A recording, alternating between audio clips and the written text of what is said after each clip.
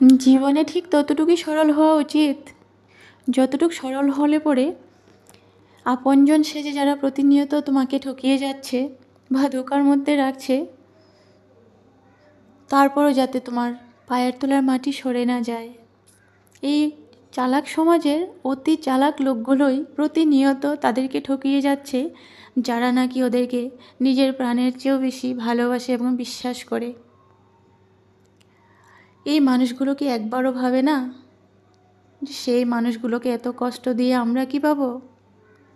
আর যদি কোনো দিন তোমাদের বিচার যিনি উপরে বসে আছেন উনি করেন, তবে তোমরা কি নিজের বিবেকের কাছে নিজে কোনো দিনও তাকাতে পারবে?